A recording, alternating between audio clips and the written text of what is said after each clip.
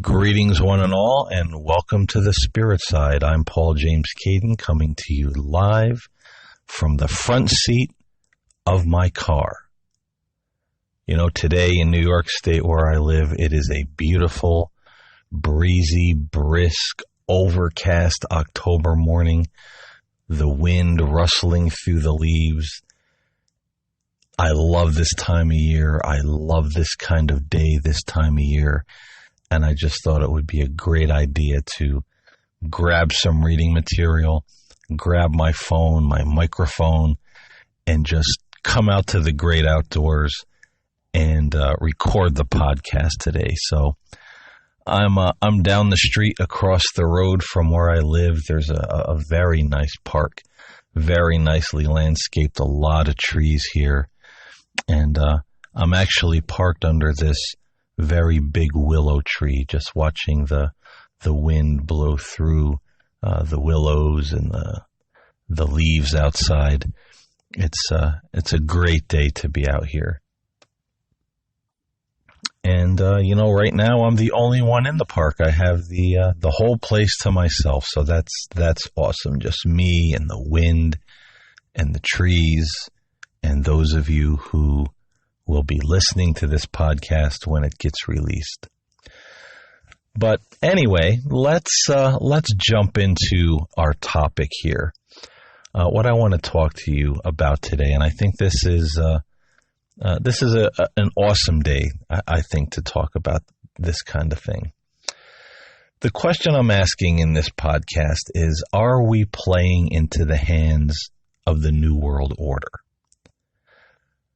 Now, there's a lot of people out there who are interested in this topic, and there are those who may see the title or listen to the podcast and go, it's another one of these. And that's understandable because there's a lot of people talking about the New World Order these days, and some of the information is good, some of it's half good, some of it's not good at all. But I would say, I would invite you to listen to this podcast because we're going to take this in a little bit different direction into some areas that maybe a lot of people haven't thought about or don't think about before. We're going to kind of unpack this New World Order thing and give it some perspective. Because I know full well, when it comes to this topic, there's a lot of conspiracy theorists and people who, call themselves the truth community, and they get a hold of some nuggets of truth of things that are happening in our world, and then they'll run with it and they'll speculate and they'll exaggerate. And before they're done, the whole thing becomes very unbelievable. And you don't know what to think. Or a lot of people just throw the whole subject in the trash and say, I don't believe any of it. It's all conspiracy theory. It's all nonsense. It's not real. And again, that's understandable because I know how some of these people can be. It can really spin your brain to hear some of the things that come out of some people's mouths in this day and age. I think some folks call it fear porn. A lot of people out there like to spin the fear and the exaggeration and, oh my God. When it comes to the subjects, like the New World Order, we should be concerned. It's not a good thing, no matter how you slice it. And, rest assured that this is real. If this is something that you don't think is real or it's just a conspiracy theory, I would say, do a little research and rethink, because this is absolutely a real thing, a real threat, a real problem. Unfortunately, it's probably going to come to fruition sooner than later, and we need to know what we're dealing with, what to expect. It's not a subject you can decorate with pretty flowers and say, it's not going to happen. It probably is going to happen, And we've been heading headlong toward this thing for a while now. But let's ask ourselves the question, what exactly is the New World Order? Where does it come from? Well, this is something that goes way back. I mean, you hear people talk about the secret societies and their dastardly plans to rule the world and take over the world. And there is truth to that. There have always been secret societies or little secret cabals that,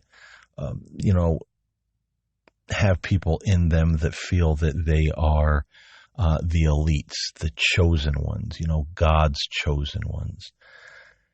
And, their thing is to, make this utopia according to their philosophy all over the world. So it really does stem back. It's a philosophy that it probably goes back before recorded history. I mean, who knows? This has always been kind of a thing. And I really stumbled across that. I'd heard about it probably starting in 1989, 1990. Is when I really started hearing about New World Order, globalist agenda, that type of thing. And I really kind of started to dig into it around 1993, 1994. I have always been interested in biblical prophecy, science and religion, history and religion, and I read a lot of different books on these topics.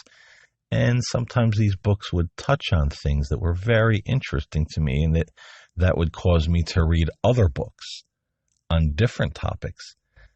And this whole thing with New World Order, as I said, it really came to my attention probably 93, 94, where I started reading these books, where very early in the birth of the United States of America, there were people in our very fledgling government. I mean, they just came out of England. They came to America for a new way of life, religious freedom. And suddenly there's a handful of these people that are calling out for a new world order. One government, one person or group of people ruling over the nations of the earth, because this would be a good thing, just to have, one government. Now, I don't know why they would come out of where there's religious persecution and, the problems they were having, and then all of a sudden start calling for a new world order, but they did. They actually did very, very early on. I mean, I want to say it was within the first 10, 15 years, maybe sooner, of the United States, coming into its own. And then you have other statements from, the United Nations and leaders from other countries saying things like, whether he be from God or the devil, we need one man who will oversee the affairs of the world. Talking about New World Order, one world banking system, one currency, one government. It goes back, things that are happening right now in our world, I was reading about when the world was still somewhat normal back in the, the early mid-90s. And to see this stuff coming into fruition now, actually happening, it's quite amazing. And if you do a little digging, and I'm sure that that paper trail is still out there, as we get into the 60s, the 70s, the 80s, even into the early 90s, then you start finding some very interesting things that these people are talking about, how they're going to establish this new world order, because they know not every country is just going to, give up their sovereignty and be absorbed into this thing. So that's when they had these ideas. How can we get them to do it? Well, one of the ways was bankrupt the country, whatever country it is. Bankrupt it. The currency is no good. Cause on purpose food shortages. Problems in society. The government's going bad. The economy's no good. The country is bankrupt. The currency is worthless. Pretty much put the squeeze on the people so hard that when you come along and say, well, we have a solution, you'll work again, you'll eat again, you'll have all that you want, life will be, all the comforts you used to have, and even better, that people just willingly go into it. So there is that. And that's a very old plan, of these people, how to get countries to submit and willingly go into the New World Order. And then you have some of the more outlandish, ideas that were actually on the table by people in the government, talking about faking a alien or UFO invasion, convincing people that there was some threat from out beyond the stars, and we all had to come together as one. No more division. It's time to protect our world against this possible or incoming threat. They had ideas that are literally on the table that sounds funny, but a staged rapture or a staged second coming of Jesus Christ. Now, how they would pull that off, it is humorous to think about, and it's like, how the hell would they do that? But it's actually on the table. This is actually something that they've considered. And I would go out on a limb and say with things like Project Bluebeam, which is, if you haven't heard of it, it's a project where they can beam very realistic 3D images literally into the sky. The sky becomes like a giant movie screen. What Project Bluebeam does is it reflects off of the moisture particles in the atmosphere, and actually forms a very realistic picture, right over our heads. And you can go online and see see demonstrations of this kind of technology.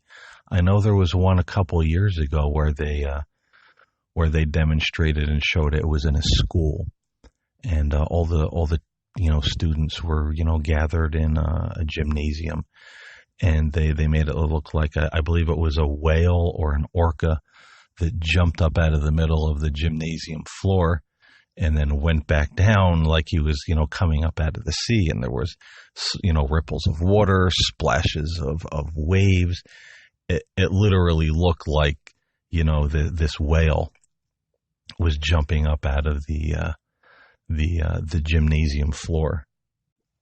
So this stuff is very realistic, and it is out there. And I remember just watching that video when the whale came up out of the floor, just how everybody gasped. It was like, because it was so realistic, and I could only imagine what that looked like and felt like if you were right there, experiencing it firsthand. It must have been incredible, to look at. So are there certain technologies that could make it look like there is something coming out of the sky, out of the ground, or anywhere for that matter? Well, there certainly is. And many are saying now that Project Bluebeam is old hat. There's now new holographic 3D, technology that trumps that, 1,000 to 1. And you have to remember also, when it comes to technology, they always say our government, our military, is at least 50 years, probably more, ahead in technology than what we have in our hands as the general public. that they're way ahead of us, years ahead of us, and we get piecemeal, little bits at a time with our gadgets and our phones and our computers or whatever the case may be. So could the technology be there that could make something look very realistic, very frightening, cause people to run headlong into the arms of those who are just waiting to protect us? I would say probably. I would say that technology probably does exist. But now moving along from that, we have to ask the question, because I'm sure there are some people who would say, well, why would they want to do this? Why would there be people that would want to take over the world and have a, new world order and, few people that rule everything? Well, let me ask you this, and here, here's a shot of reality as well that most of us don't often think about. You have to think that, and we'll start out just talking about religion or pseudo spiritual political systems. You see these in Islam, in Judaism, even in Christianity, where there are certain sects that they believe it's their destiny to conquer the world. That everyone should be under the rule of their form of government, their religion, their law of rule. And they literally plot and they scheme and, they go through all these, rigors to try to bring this about. It's like a crusade. And then, if you bring it right over to the political entities, it's the same thing. You look at communism. Communism was always against democracy, wanted to bring democracy down, just like democracy wanted to bring communism down. They thought the whole world should be under the rule of, the communist way of living. And there's still today, very diehard communists that have infiltrated, at least here in the American government, and I'm sure other governments, and try to change the political winds, get things to go in a certain direction to hopefully bring that, the world and its governments, into communism. So there's always people that have philosophies and ideologies and religions, and many times these things come together into, like I said, the pseudo-political religious system. And they all have this idea that they're the chosen ones. They have to, it's their destiny to rule the world, take over the world, have the world under their rule, under their religion. And if you think that's such a far cry, go on Netflix and watch the documentary series The Family. It's not an exciting, I thought it would be more exciting, but it certainly shows us how there are people in our government grooming these hand-picked male college boys, bringing them into a certain fraternity and grooming them to be the leaders of tomorrow because they're chosen. They're chosen by God. You have been chosen by God, as we have, to set the political stage and rule. So if you think for a minute that there are not political people out there with that pseudo-religious philosophy who aren't looking to rule the world, just like some of these, other groups, well, then you're sadly mistaken, because they are there, and there's a lot of them. They certainly exist. And once we understand this, once we look at things like the family, and we look at things like, the Rockefellers, the Rothschilds, their political agendas, their agendas with the whole banking system of the world. It comes quite clear, that these people do exist. These people are out there. And that this is a reality, that this is what they want, this new world order where their group is in charge and everyone else is under their rule. And we will live by their rules. And see, this is the thing, the last few minutes of this podcast that I want to talk about. You hear a lot of people in this day and age talk about, Antichrist, the beast system, how it's all coming to fruition. It's all happening before our eyes. And it is. Man, there's a lot to talk about in that particular arena. And let me just throw this out for your consideration. There are those who believe that the book of Revelation in the Bible was written by John the Apostle. And it is prophetic, and we're seeing those prophecies come true.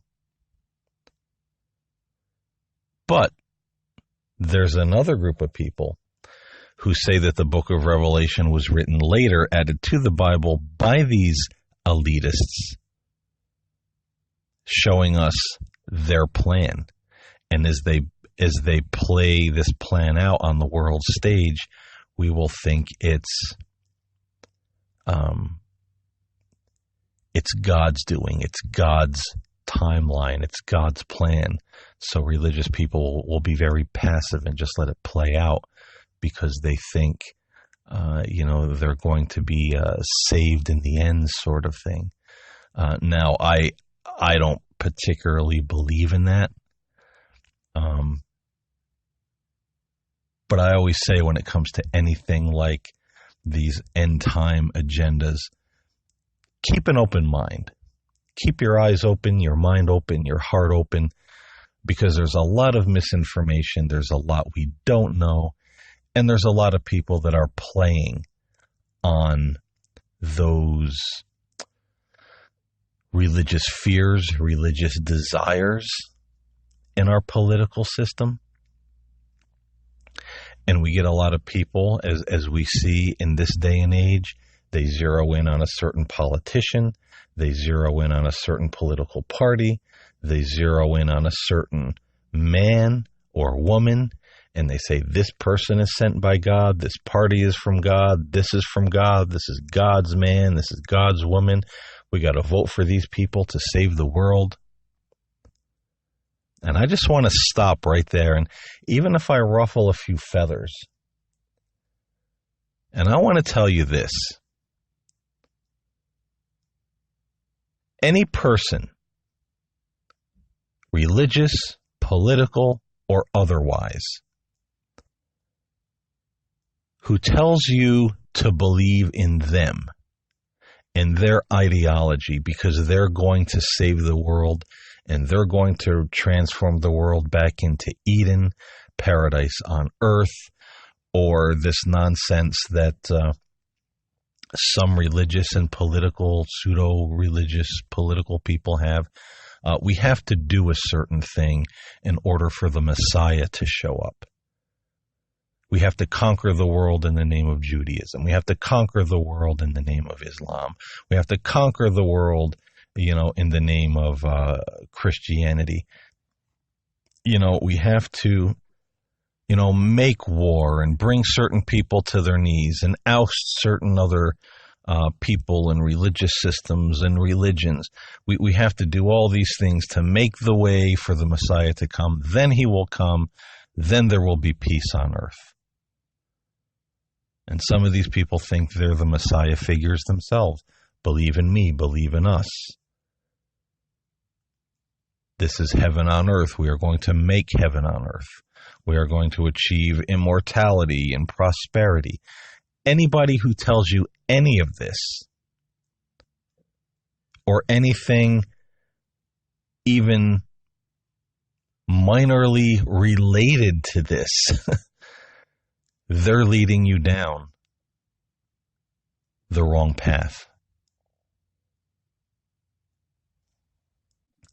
Long has it been the plans and the agendas of madmen to rule the world and bring about their vision of heaven on earth. World conquest. If I ruled the world, if everybody did it my way, it would be a better world. And those who don't will die. How many people in the United States right now who call themselves Christians, if they were in charge, got their favorite political party in charge? How many of them would be for taking away other people's rights? How many of them would be for book burnings, persecuting, probably even killing other human beings in the name of God because they wouldn't submit to what they feel is, God's government, God's system on this earth? It all always ends the same way. So anybody that tries to lead you down that path or tells you that's the path you need to take, this is God's man, this is God's party, this, if we're going to save the country and save the world, we got to vote for this person. We got to go with this particular, political movement or a new form of government, a new world order. Think about what Antichrist is. And this is where a lot of people are thrown when it comes to this subject, because in the Greek, anti does not mean against, like I'm anti-abortion, I'm anti-murder, I'm anti-whatever people are anti-against. No, that word in the Greek, anti, means instead of or a replacement for. It doesn't mean against. It's not going to be somebody coming on the scene railing against God or railing against Christ. It's someone who is a replacement for, instead of, or someone who might say, I am the Christ. I am the Messiah. And that's just what a lot of these New World Order proponents say, or would have people believe. So how many people are going to be led by the nose, even religious people, into this New World Order, this system, and then live to regret it? Because they're putting their faith in man, in systems built by, constructed by men. Now, whether the book of Revelation is a divinely inspired document, or whether it's the handbook of the Illuminati, as some people say it is, showing us how they're going to play it out, and, most people will be passive to it because they think it's God's doing, whatever it is. We have to stay away, run from anybody who tells us we're the chosen government, we're the chosen people, we're the ones who are going to make everything okay, we're going to make utopia on earth, we're going to make heaven on earth. But a lot of people are believing that from a lot of politicians in this day and age. This person's going to save us. This person's going to be God's man. I mean, you look right here in America with Donald Trump. We have the movie, The Trump Prophecies. The Trump Prophecies book, What's After the Trump Prophecies. This fundamentalist, jargon. And there's a lot of people that have jumped on that bandwagon. He's God's man. He's like King David. He's not perfect, but he's doing God's work. And people that believe this will fight, literally, fist fight with somebody who disagrees with them. So how close are we to following the wrong person, the wrong political party, the wrong pseudo-religious political party, right into a worldwide global system that is going to be an absolute disaster for everybody? This world is not heaven. These politicians and religious leaders are not the new messiahs. They are not going to usher in the millennium or, sweep through the earth, doing their wonderful thing, making the way for the Messiah to come. They're not going to do it. That is putting faith in man.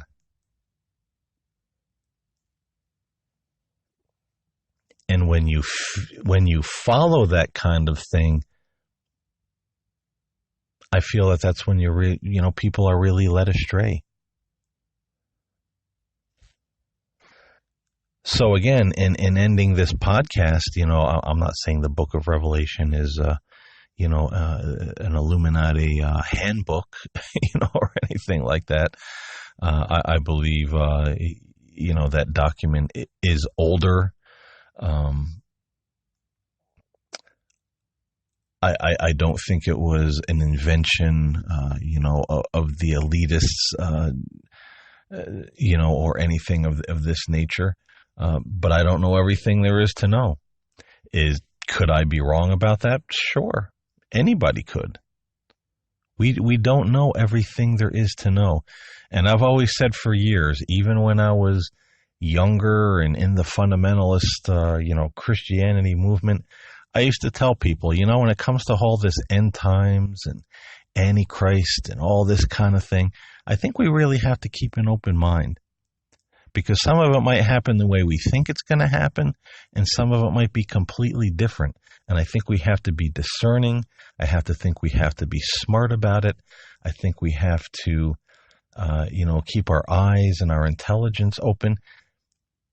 And people would get mad at me for saying that. Oh, no. It's all laid out in the Left Behind series by Tim LaHaye, where it was all laid out by the pastor at the church, or it was all laid out by, Jack Van Impe, on TV, or, whoever it is that they listen to. No one wanted to think for a moment that what if things are a little bit different or a lot different than we think they're going to be? How many of us might get caught in a serious trap? Because if things aren't playing out exactly to our little rule book, we might be duped. We might be duped into following some religious leader or political system right over the edge of the cliff. So don't think you have it all figured out. I know I don't. But I know this. I live by that saying, it is better to trust in God than in man. And by their fruits you shall know them. So when I see greed and world conquest and war and hatred and division and people causing so much upheaval with their religions and their political systems, right away I say, my thing is, if it's not of peace, if it's not of love, it's not of God. So by their fruits you shall know them. When I see stuff like that happening, I say, no way, I back away. I'm not getting involved. I'm not throwing my faith, my confidence, my trust into any of that. Because it's leading in very much the wrong direction. I have trust and I have faith in God, not Donald Trump, not political parties, not, the Rothschilds and the the Rockefellers or whomever. I have confidence and faith in God, not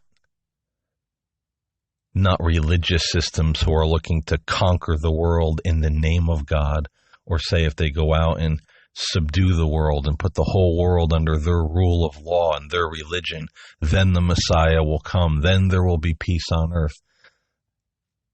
Hey man, to me, that's not of God, because what is it? It's persecution, it's war, it's killing, it's imprisoning people, it's taking away people's personal freedom. And to me, those things are not of God. If you're hurting people, you're imprisoning people, you're beating people up, you're killing people in the name of your religion to kind of purge the world, you're far off from the ways of God, in my opinion, and I stay far away from that. And I never tell anybody what to do in this podcast, but I would certainly suggest we all do the same thing. Because are we playing into the hands of the New World Order? Look around us. Look how many people. It's like we've gone back to the ways of the Dark Ages. Everybody's hunkering down. I believe my religion. I believe my church. I believe my denomination. I believe my sect. I believe my political party. I'm a this. I'm a that. I believe this man. I believe this way. If you don't believe this politician is a man from God, then, you're stupid and you're going to hell and you're deceived.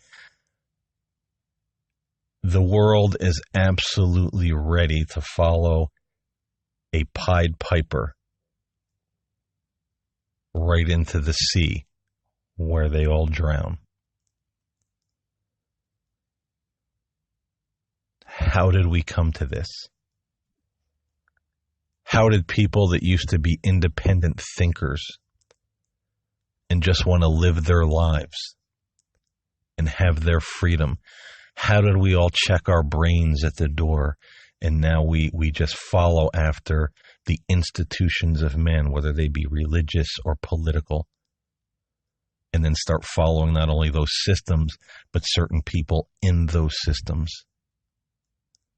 Isn't that setting us up for Antichrist, a replacement for Christ? Again, are we playing right into the hands of the New World Order? I absolutely think we are, and I don't back down from saying that on this podcast. We need to shake ourselves up. We need to wake up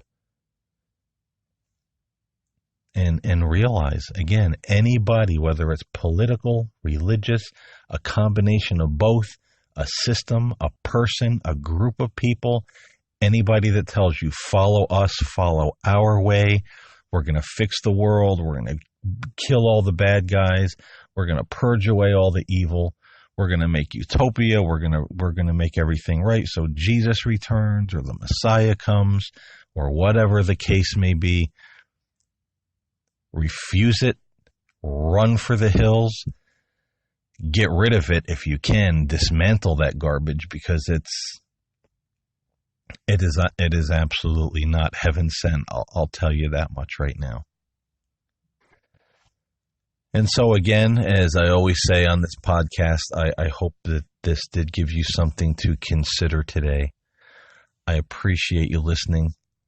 And as usual, my pitch at the end, not really a pitch, but if you're interested in supporting this podcast, please see my links below for Patreon, my Angel Thoughts Metaphysical Services page, or you can support the podcast right here through Anchor.